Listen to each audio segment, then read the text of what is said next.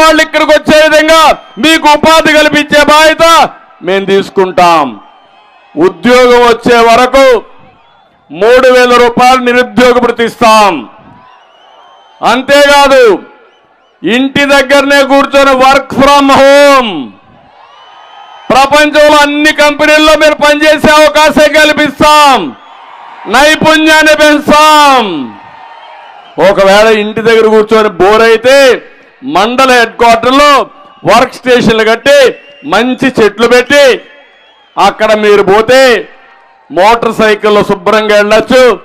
అది కూడా solar electrical motor సైకిల్లో వెళ్ళి శుభ్రంగా పనిచేసుకొని అక్కడే భోంచేసి అక్కడే శిక్షణ పొంది పనిచేసుకొని ఇంటికి వచ్చే వ్యాపార విధంగా తయారు చేస్తాం.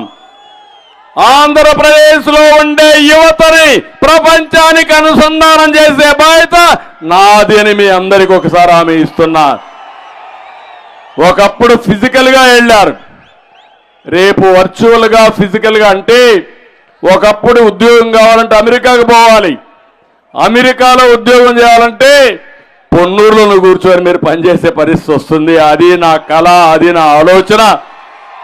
అవసరమైతే మీరు వెళ్ళొచ్చు, అమ్మా నాన్నకు కూడా సేవలు చేస్తూ ఇక్కడే బంధువులతో కలిసి ఉంటూ మీకు ఉద్యోగాలు వచ్చే విధంగా చేయడం తెలుగుదేశం పార్టీ జనసేన విజన్ అని చెప్పి కూడా నేను మీకు తెలియజేస్తున్నా. ఏం తమ్ముళ్ళు ఆనందమేనా మీకు? ఏమమ్మా మీకు కూడా ఆనందమేనా? ఏంటా మీ పిల్లలకు ఉద్యోగాలు రావడం మీకు ఆనందమేనా? అయితే ఇంట్లో పడుకోండి మీరంతా. 72 రోజులుంది. ఒకటే పిలిపిస్తున్నా, 72 రోజులు రోడ్డు మీద ఉండాలి. మీరు సైకిల్ ఎక్కాలి, గ్లాసు పట్టుకోవాలి, 2 చేతులకు 2 జెండాలు, తెలుగుదేశం జనసేన జెండా పట్టుకొని ప్రజల దగ్గరికి వెళ్ళండి. వెళ్ళడానికి సిద్ధమైతే గట్టిగా చెప్పండి, కూడా చెప్పండి వెళ్ళొస్తామని. అది మీరు చేయండి. మీ భవిష్యత్తు బంగారు భవిష్యత్తు చేసే బాధ్యత నాదని మరొకసారి మా తమ్ముళ్ళకి యువతకు విజ్ఞప్తి చేస్తున్నా. మోసకారి జగన్మోహన్ రెడ్డి జాబ్ క్యాలెండర్ వచ్చిందా? డిఎస్సి పెట్టాడా? ఏమీ చెయ్యడు. గత ఎన్నికల్లో ఉద్యోగస్తులు కూడా నమ్మారు. నేను ఆ రోజు పిఆర్సీ ఇచ్చాను.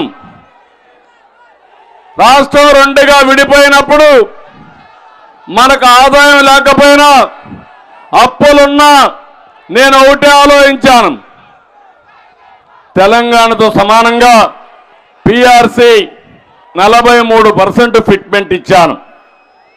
అదే మాదిరిగా ఉద్యోగ వయస్సును కూడా పెంచాను.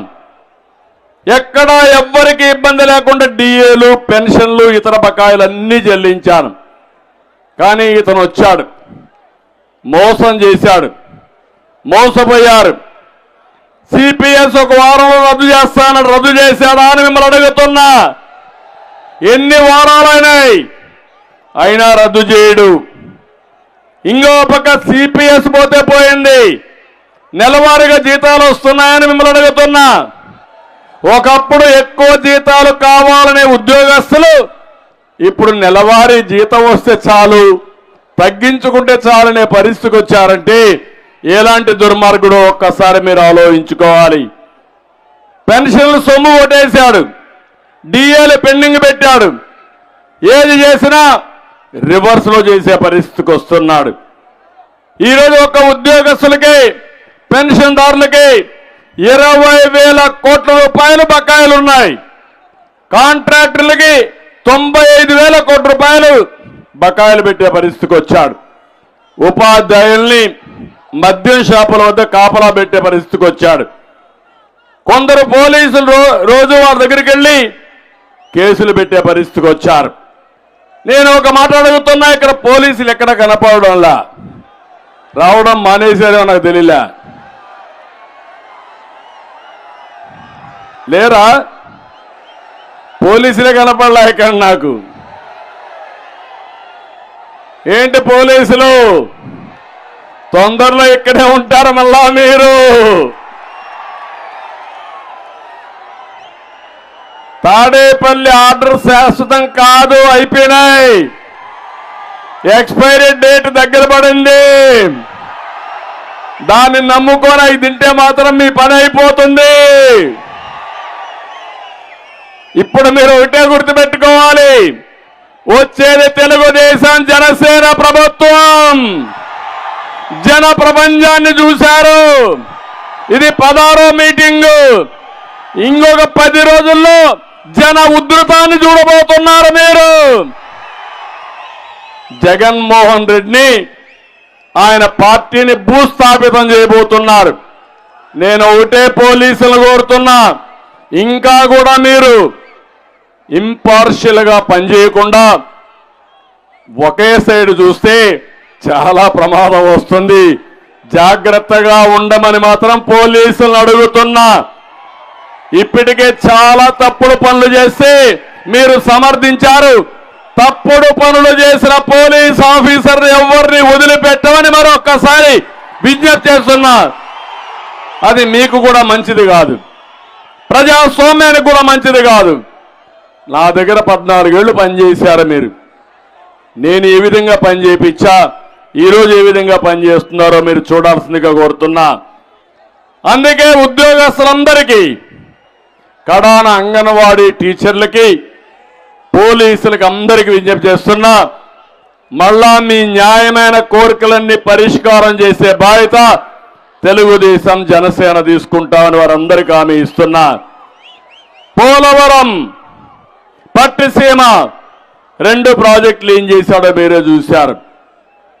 నేను ఒకటే ఆలోచించాను, పట్టిసీమను పూర్తి చేసి కృష్ణా డెల్టాకు నీళ్లు తీసుకొచ్చి ఇక్కడ మీరు వాడే నీళ్లు శ్రీశైలం ద్వారా రాయలసీమకు కానీ అదే మరి నాగార్జున సాగర్కు ఉపయోగించుకుంటే ఎక్కడ కూడా ఇబ్బంది లేదు ఉంటుందని ఆలోచించాను.